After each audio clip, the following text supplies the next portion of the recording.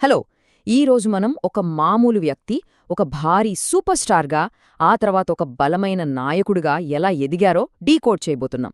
పవన్ కళ్యాణ్ గారికి ఉన్న fan base గురించి ప్రత్యేకంగా చెప్పక్కర్లేదు. అదొక వేరే లెవెల్. అది జస్ట్ ఒక సినిమా హీరో మీదుండే అభిమానం కాదు, ఒక ఇమోషన్, ఒక కల్ట్. స్క్రీన్ మీద ఆయన చూపించే ఆ ఆవేశం రియల్ లైఫ్లో ఆయన ఫాలో అయ్యే వాల్యూస్ నుంచి ఎలా పుట్టిందో ఈరోజు మనం వివరంగా చూద్దాం. ఈ ఎక్స్ప్లెయినర్లో మనం ప్రధానంగా 5 విషయాలు కవర్ చేద్దాం. మొదటిది, ఆ మెగా ఫ్యాండమ్ ఫినామినాన్. రెండోది, ఆయన సూపర్ స్టార్గా మారిన జర్నీ. మూడోది, real life versus real values. నాలుగోది, జనసేన ఆవిర్భావం. అండ్ ఫైనలీ, తెర వెనుక ఆయన లీడర్షిప్ స్టైల్. ఇవన్నీ ఒకదాని తర్వాత ఒకటి చూసేద్దాం. మొదటి section, the mega fandom phenomenon. Pawan Kalyan గారి మీద అభిమానాన్ని మామూలు మాటల్లో వర్ణించలేం. అసలు హిట్లు ఫ్లాపులతో సంబంధం లేకుండా దశాబ్దాలుగా ఉన్న ఈ భక్తి వెనక అసలు సీక్రెట్ ఏంటో అర్థం చేసుకుందాం. ఇక్కడే ఈ కోట్ చూడండి, ఎంత ఇంట్రెస్టింగ్గా ఉందో కదా. స్వామి వివేకానంద పుస్తకాలు చదువుకుంటూ ఒక పక్క డిప్రెషన్తో పోరాడిన ఒక వ్యక్తి అనుకోకుండా కోట్లాది మంది ఆరాధించే సూపర్ స్టార్ కావడం. ఆయన తన చిన్న వయసులో చాలా సైలెంట్గా ఉండేవారు. తన ప్రపంచమంతా పుస్తకాలే. ఆ ఆధ్యాత్మిక భావాలు, సమాజం పట్ల ఆయనకున్న ఆ లోతైన ఆలోచనలే ఫ్యాన్స్కి ఆయనను అంతగా కనెక్ట్ చేశాయి. ఇక రెండో section, introvert to super star. అసలాయన సినిమాల్లోకి ఎలా వచ్చారు? నిజం చెప్పాలంటే ఆయనకు కెమెరా ముందుకు రావడం ఏమాత్రం ఇష్టం లేదు. ఇదొక రిలక్టెంట్ హీరో స్టోరీ అని చెప్పొచ్చు. ఒక్కసారి ఈ టైమ్లైన్ గమనిద్దాం. 90ల ప్రారంభంలో ఆయన తనకంటూ ఒక సొంత ప్రపంచంలో ఉండేవారు. ఒక పక్క కంప్యూటర్ డిప్లొమా చేస్తూ, ఇంకో పక్క మార్షల్ ఆర్ట్స్ నేర్చుకుంటూ. కాని 1996లో అన్నయ్య చిరంజీవిగారి బలవంతం మీద సినిమాల్లోకి రాక తప్పలేదు. అలా ఇష్టం లేకుండానే ఎంట్రీ ఇచ్చిన వ్యక్తి 1998లో తొలి ప్రేమతో ఒక రేంజ్ బ్లాక్ బస్టర్ కొట్టారు. ఇక 2001లో వచ్చిన ఖుషీతో అయితే ఒక డెమిగాడ్ స్టేటస్ వచ్చేసింది. ఆయనకున్న ఆ మార్షల్ ఆర్ట్స్ బ్యాక్గ్రౌండ్ ఆయన ఆన్ స్క్రీన్ స్టైల్ని పూర్తిగా మార్చేసిందనే చెప్పాలి. ఆ టైంలో వరుసగా వచ్చిన ఈ సినిమాల లిస్టు చూడండి. గోకులంలో సీత, సుస్వాగతం, నేషనల్ అండ్ నంది అవార్డ్స్ తెచ్చిన తొలిప్రేమ, బద్రీ, ఖుషి. ఈ 5 సినిమాలు యూత్లో ఆయనకొక చెరగని స్థానాన్ని ఇచ్చేశాయి. ఆయన డ్రెస్సింగ్ స్టైల్, నడిచే విధానం అన్నీ అప్పట్లో యువతకొక పెద్ద ట్రెండ్ అయిపోయాయి. జస్ట్ ఇమాజిన్, 400 తొలిప్రేమ సినిమా థియేటర్లలో ఏకంగా 400 రోజులు ఆడిందంటే మాటలా? ఒక సినిమా సాధించే సక్సెస్ స్థాయిని దాటి ఫ్యాన్స్ దృష్టిలో ఆయనను ఒక ఐకాన్గా నిలబెట్టిన మైలురాయి ఇది. Section 3, real life meets real values. ఇక్కడ మనం మిర్రర్ ఎఫెక్ట్ గురించి మాట్లాడుకోవాలి. అభిమానులు ఆయనను స్క్రీన్ మీద చూసినప్పుడు జస్ట్ ఒక నటుడిని మాత్రమే చూడరు. రియల్ లైఫ్లో ఆయన క్యారెక్టర్, ఆ నిజాయితీ, ఆ ఆవేశమే వాళ్లకి ఆ పాత్రల్లో కనిపిస్తుంది. ఒకసారి on screen, off screen characters compare చేద్దాం. తెరమీద ఆయన పాత్రలెలా ఉంటాయి? చాలా ఎక్స్ప్లోజివ్గా, రెబెలియస్గా, పక్కా హీరో క్వాలిటీస్తో ఉంటాయి.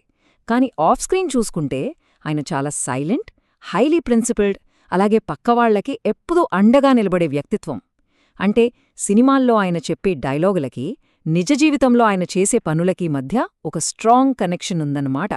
దీనికి ఒక పర్ఫెక్ట్ ఎగ్జాంపుల్ చెప్తాను. కొమరంపులి టైంలో అన్నపూర్ణ స్టూడియోస్లో నైట్ షూట్ జరుగుతోంది. అప్పుడు కొందరు లేడీ జూనియర్ ఆర్టిస్టులను ఎవరో ఆకతాయిలు వేధిస్తుంటే పవన్ కళ్యాణ్ గారు స్వయంగా అక్కడికి వెళ్లి వాళ్లకు అడ్డుగా నిలబడ్డారు. పోలీస్ కంప్లైంట్ ఇప్పించి మరీ వాళ్లను కాపాడారు. ఇలాంటి ఇన్సిడెంట్స్ చాలు కదా ఆయన రియల్ లైఫ్ హీరో అని ఫ్యాన్స్ ఎందుకు నమ్ముతారో చెప్పడానికి. అలాగే ఆయన పర్సనల్ లైఫ్ కూడా చాలా కాంప్లెక్స్ అనే చెప్పాలి. మొదటి భార్య నందిని గారితో లీగల్ బ్యాటిల్, ఆ తర్వాత కోస్టార్ రేణూ దేశాయ్ గారితో వివాహం, వీరికి అకీరా, ఆద్య 2 పిల్లలు, ఆ తర్వాత అన్నా లెజ్నెవా గారితో వివాహం. పబ్లిక్ నుంచి ఇంత అబ్జర్వేషన్ ఉన్నా సరే చాలా హుందాగా ఆయన తన జీవితాన్ని బ్యాలెన్స్ చేసుకుంటూ వచ్చారు. ఫ్యాన్స్ ఆ నిజాయితీని కూడా అర్థం చేసుకున్నారు. ఇక section 4, the rise of Janasena. వెండి తెర మీద తిరుగులేని స్టార్డమ్ ఎంజాయ్ చేస్తున్న ఆయన ఈ రియల్ వరల్డ్ పాలిటిక్స్లోకి ఎందుకొచ్చారు? ఆ టర్నింగ్ పాయింట్ ఏంటి? ఆయన రాజకీయ ప్రయాణానికి అసలైన క్యాటలిస్ట్ ఇదే. ప్రజారాజ్యం పార్టీని కాంగ్రెస్లో విలీనం చెయ్యదాన్ని పవన్ కళ్యాణ్ గారు తీవ్రంగా వ్యతిరేకించారు. సిద్ధాంతాల విషయంలో ఎట్టి పరిస్థితుల్లోనూ రాజీ పడకూడదన్న ఆయన నమ్మకమే తనకంటూ ఒక కొత్త రూటు వెతుక్కునేలా చేసింది.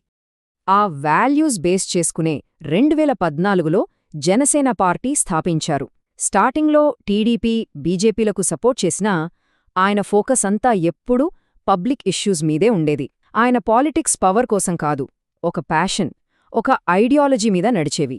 ఆ నిస్వార్థమైన ఆలోచనలే ఆయన అభిమానులను జనసైనికులుగా మార్చేశాయి. కాని పాలిటిక్స్ అంత ఈజీ కాదు కదా. ఇక్కడ నంబర్ 2 ఆయన పొలిటికల్ జర్నీలో ఒక పెద్ద లెసన్. 2019 ఎన్నికలలో గాజువాక, భీమవరం అనే 2 నియోజకవర్గాల నుంచి పోటీ చేసి ఆయన ఓడిపోయారు. అయితే ఇక్కడ ఆశ్చర్యమేంటంటే ఆ ఓటమి ఫ్యాన్స్నుగాని ఆయననుగాని ఏమాత్రం వెనక్కి లాగలేదు. పైగా అది ఆయనలో పోరాడే కసిని పెంచింది, ఫ్యాన్స్కు ఆయన మీద ఉన్న నమ్మకాన్ని ఇంకా స్ట్రాంగ్ చేసింది. Final section 5 leadership beyond the screen. రాజకీయాలన్నాక డబ్బుతో ముడిపడిన వ్యవహారం కదా. మరి ఆయన ఆ పోరాటాన్ని ఎలా కంటిన్యూ చేస్తున్నారు? ఒక లీడర్గా తెర వెనుక ఆయన తీసుకునే నిర్ణయాలేంటి? ఇక్కడ ఈ డోనట్ చాట్ చూస్తే ఆయన తన ఎనర్జీని ఎలా డివైడ్ చేస్తున్నారో క్లియర్గా అర్థమవుతోంది. ఒక పక్క వకీల్ సాబ్ లాంటి సినిమాలతో రీఎంట్రీ, ఇంకో పక్క రాజకీయ ప్రచారాలు, మరో పక్క ఎప్పుడూ ఉండే పబ్లిక్ సర్వీస్. ఈ మూడింటినీ ఆయన బ్యాలెన్స్ చేస్తున్న విధానం ఎంతో అద్భుతం. అసలాయన మళ్లీ సినిమాల్లోకి ఎందుకొచ్చారు అంటే పార్టీ రన్ చేయడానికి కావాల్సిన ఫండ్స్ కోసమే. పొలిటికల్గా ఏవో తప్పులు చేసి డబ్బులు సంపాదించడం ఆయనకస్సలిష్టం లేదు.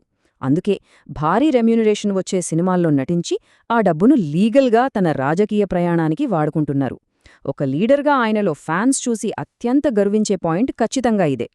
సో ఇదంతా చూశాక మనకొచ్చే ఆలోచన ఒక్కటే, ఒక సిల్వర్ స్క్రీన్ హీరో లెగసీని ఇలాంటి సంక్లిష్టమైన రియల్ లైఫ్ పాలిటిక్స్లో రాస్తే ఏమవుతుంది? సినిమా, వాల్యూస్, నిస్వార్థమైన లీడర్షిప్ ఇవన్నీ కలిసిన ఈ ప్రయాణం ఎటు దారి తీస్తుందో చూడటం నిజంగా చాలా ఆసక్తికరంగా ఉంటుంది. ఈ ఎక్స్ప్లెయినర్ ద్వారా ఈ ఫినామినాన్ వెనకున్న డీటెయిల్స్ అన్నీ తెలుసుకున్నామని ఆశిస్తున్నాను. మళ్ళీ ఇంకో ఇంట్రెస్టింగ్ టాపిక్తో కలుద్దాం.